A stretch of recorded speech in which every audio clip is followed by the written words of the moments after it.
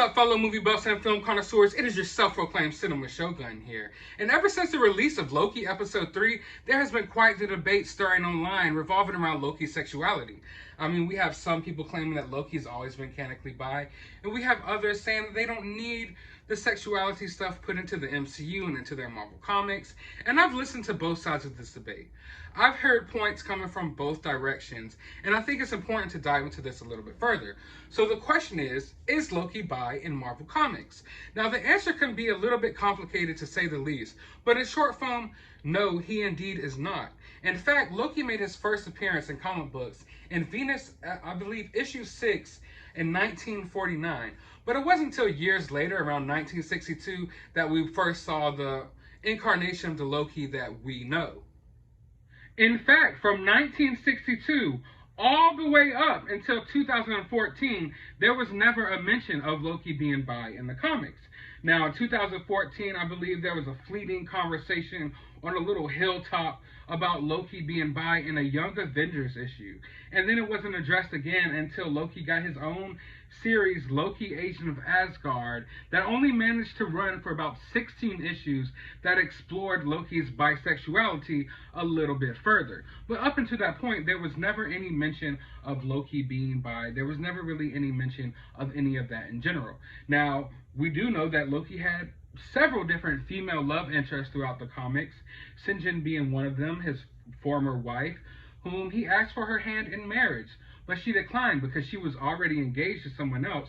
So what did Loki do? Loki took on the form of her would-be husband, killed her would-be husband, and then married her. So that was one of Loki's interests. He also has different kids and baby mamas throughout the Marvel comics. So to sit here and say that Loki is bi, you're literally pulling from one or two little mini comic book runs that happened later on in Marvel history. But to say that he's been canonically bi character is totally false. That's like me saying that Rhodey is Iron Man, all because for a few issues, in fact, one of my favorite Iron Man runs, Rhodey takes over the mantle of Iron Man. That's right, Iron Man gets a little too drunk, he has an alcohol problem, and Rhodey has to take over the mantle of Iron Man. Now, in reading this comic, you wouldn't say that canonically Rhodey is Iron Man.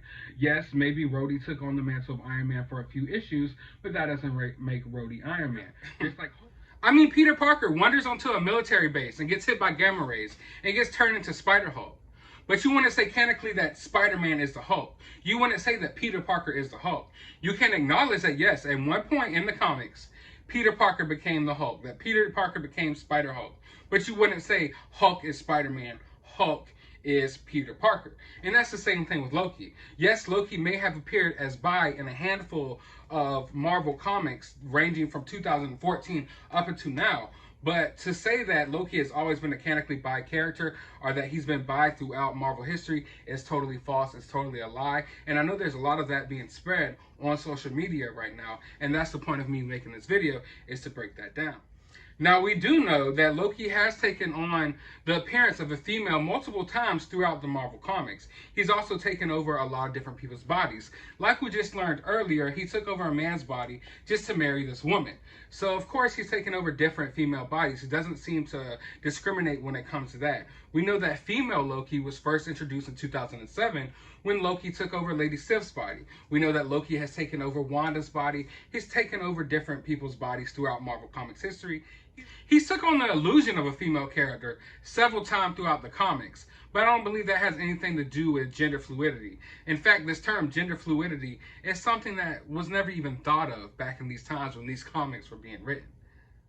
Honestly, I challenge all of you watching this video right now to go back and do your research. Go back and read these comics like I have and find where Loki was bi in these comics. I mean, even in some of the newer comics, even in some of the newer, dare you say, woker comics, Loki is depicted as straight. I mean, Zelma Stanton is his girlfriend in one of the more recent comics. When Loki takes on the mantle of Sorcerer Supreme from Doctor Strange, he takes on one of Doctor Strange's assistants who becomes a love interest. At one point, he even dates this girl named Leia, I believe her name was. You know, my memory serves me correctly. So even in recent history, Loki hasn't really been depicted as bi.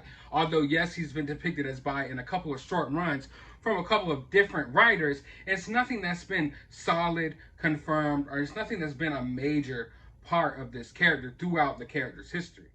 The character even has multiple kids throughout the comic books, Hela being one of them. Yes, that is right.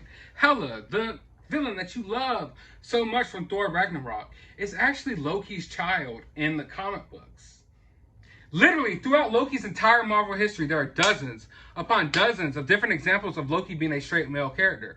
From several different wives, girlfriends, love interests, all these different kids. There's all these examples that I can set before you today about Loki being a straight male character. But as far as Loki being a bi character, there are very little to no examples of this. I challenge you to go back throughout Marvel history and find one male love interest of Loki's. It is impossible to find.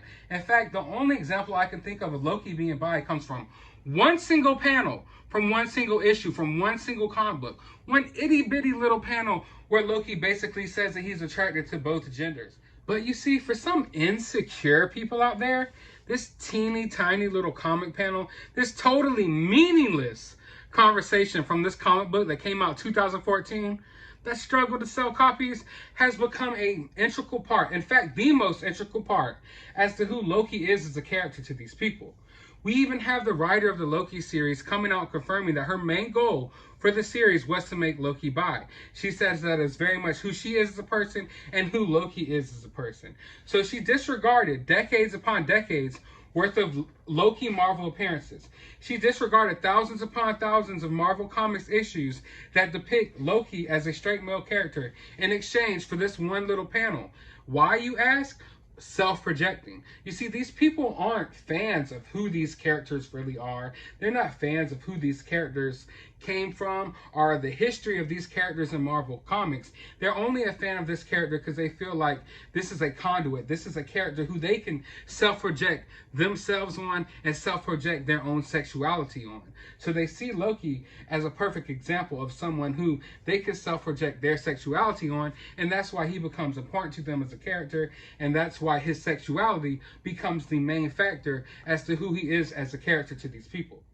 And in all actuality, Loki's sexuality isn't a big deal for me. It's neither here nor there. But I think it's important that we as people are honest with ourselves and we're honest with others. So when you sit online and you pretend that you've been a Loki fan all of your life and you've been reading the comics and that Loki's always been buying the comics and you don't know why everyone's in an uproar and this and that, you're being dishonest. You're being dishonest with yourself and you're spreading misinformation online when you sit on here and you act like Loki's always been this bi character. And for those of you who want to bring up Norse mythology and Marvel mythology are two different things. Now, do you want to see Loki turn into a horse and get fucked by another horse and have a six-legged horse baby in Marvel, in the MCU? Is that what you want? So I don't want you to tie in what you know of Norse mythology and Marvel mythology because they're two different things. But if you want to get into that argument, in Norse mythology, there was never a concept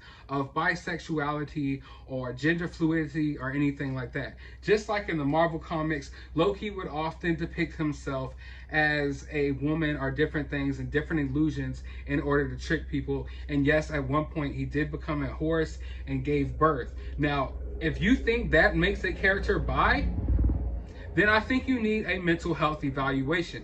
Honestly, you need to do some self-exploration. You need to do some soul searching. If you think that Loki in Norse mythology turning into a horse and giving birth to a six-legged or eight-legged horse or whatever he did, if you think that has anything to do with bisexuality, then maybe you need to check what you're claiming you are yourself, because I would argue that that has nothing to do with anything. But I want to know how you all feel about this. Has Loki always been bi to you? If he has, then please, down below, refer to me, the comics in which he was. I've read through them all, and I've never seen it myself. But hey, maybe I missed something. Maybe I missed something in the 40, 50, 60, however many years it's been now since this character has been depicted in Marvel Comics. Maybe I missed an issue here and there where Loki gives a guy a blowjob. Maybe, I'm not sure. But while you're down in the comments letting me know all that, be sure to leave a thumbs up and hit that subscribe button. And as always, I want you to find some time out of your day to go watch a movie.